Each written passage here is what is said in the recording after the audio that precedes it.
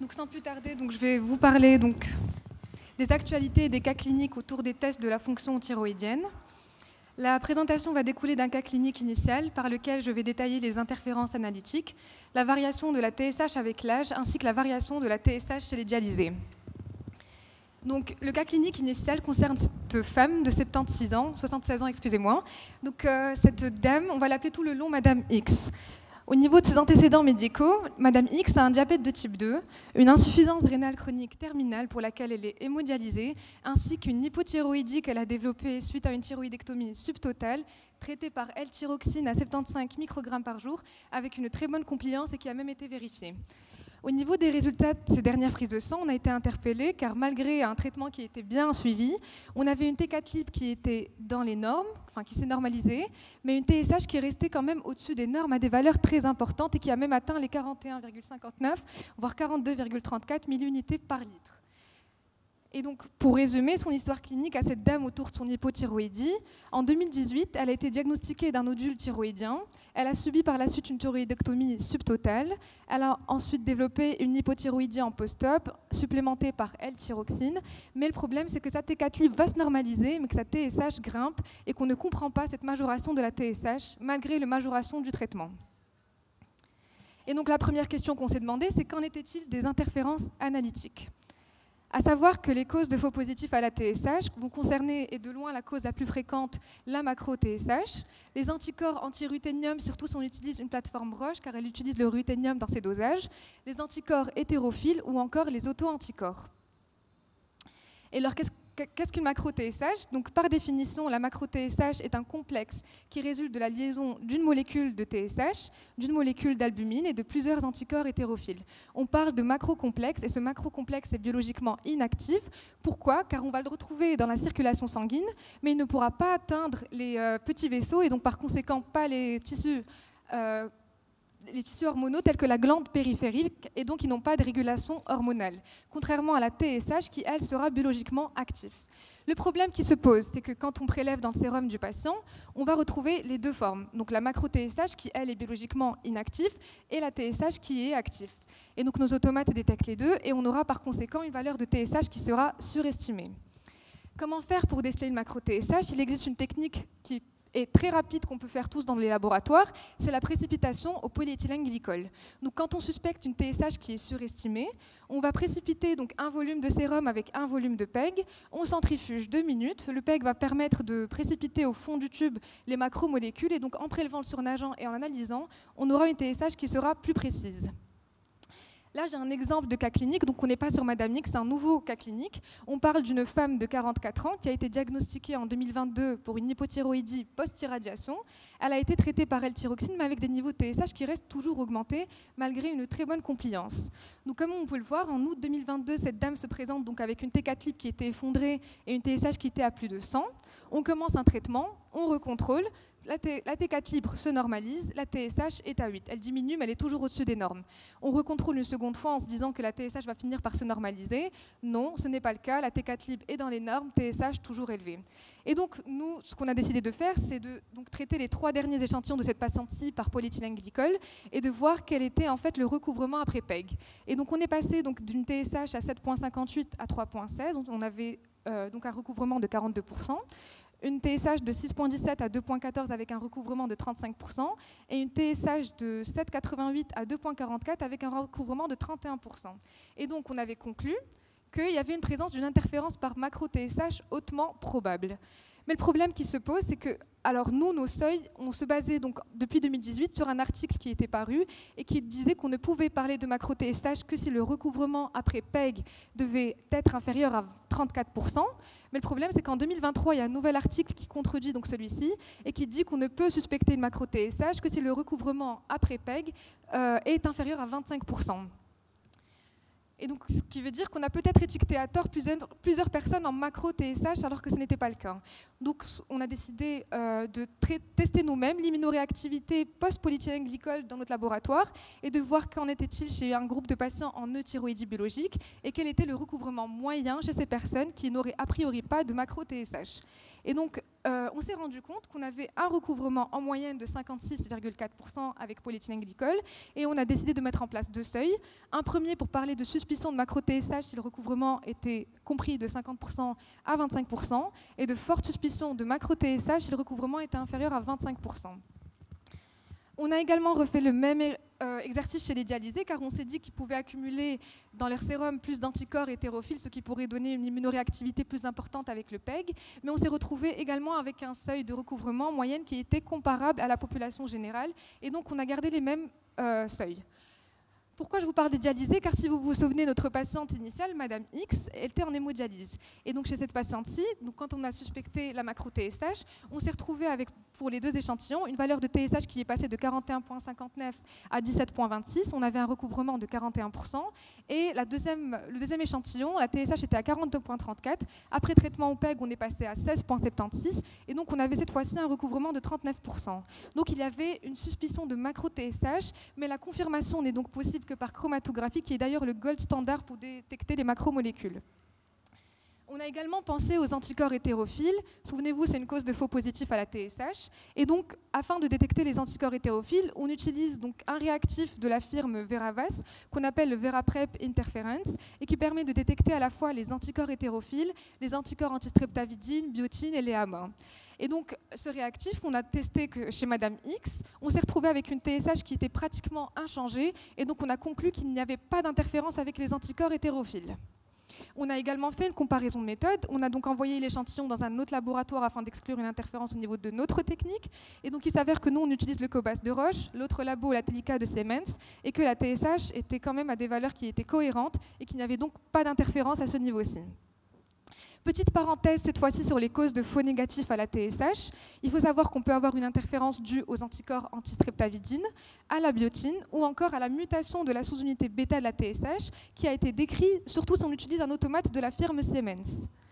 Et donc voici un cas clinique qui va le représenter. On est face cette fois-ci à une femme de 31 ans. Une grossesse est en cours et lors de son bilan gestationnel, on se retrouve avec une TSH qui était indétectable. On recontrôle une seconde fois, la TSH est toujours indétectable.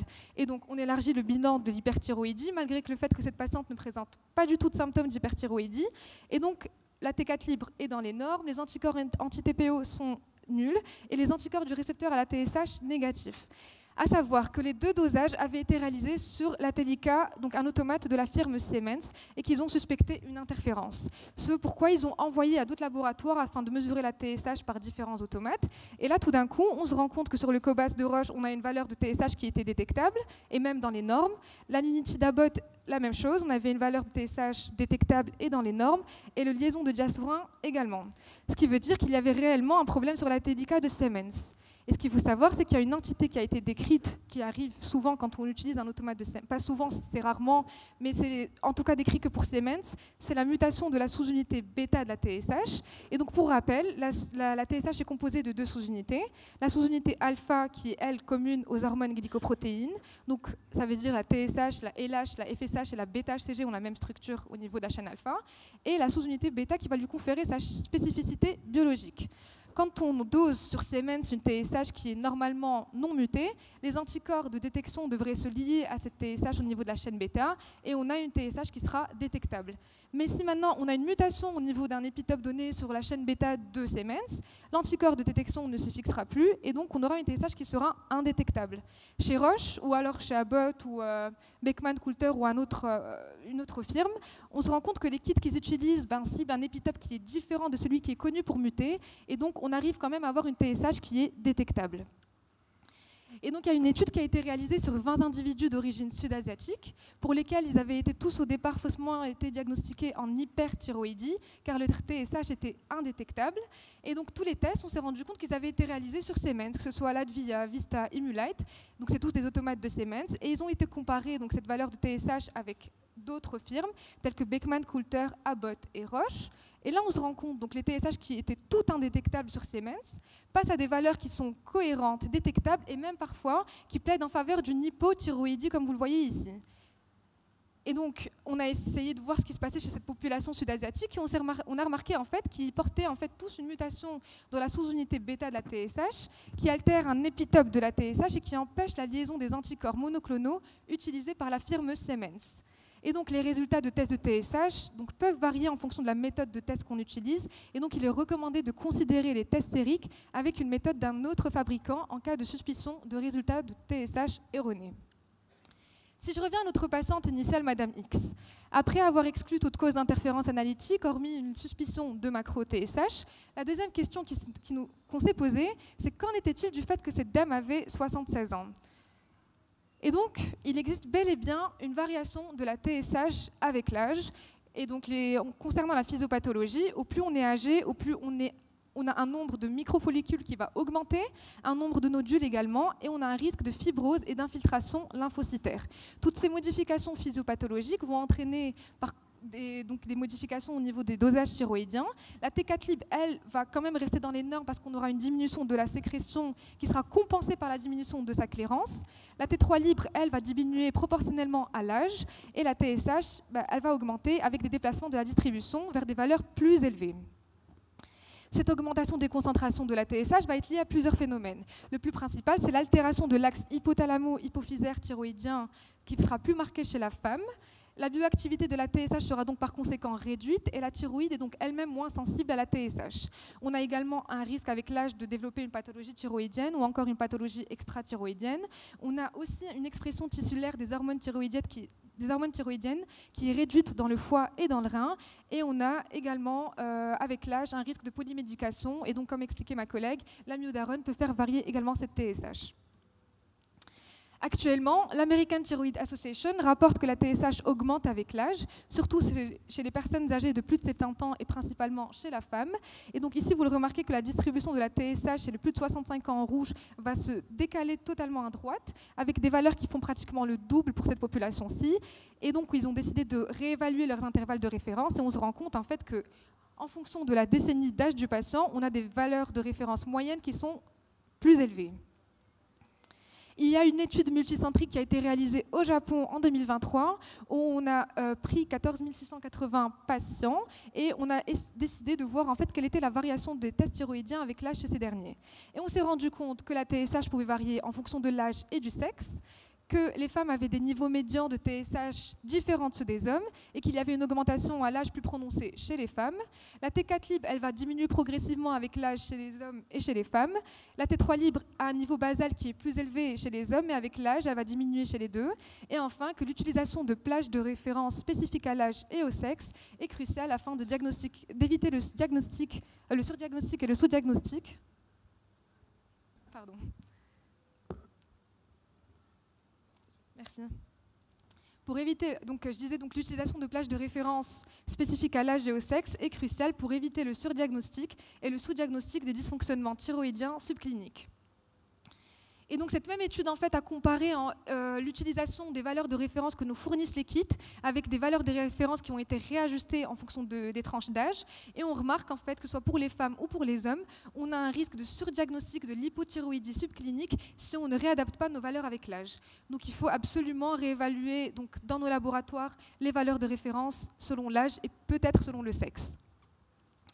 Actuellement, les recommandations actuelles sont que chez le sujet âgé, une élévation modérée de la TSH ne doit pas faire conclure d'emblée à une hypothyroïdie, qu'il faut réadapter nos valeurs de TSH pour les personnes âgées afin d'influencer la classification des patients présentant une hypothyroïdie subclinique et qu'il est proposé de définir la limite supérieure de l'intervalle de référence de la TSH comme étant égale à la décennie d'âge du patient à partir de 60 ans.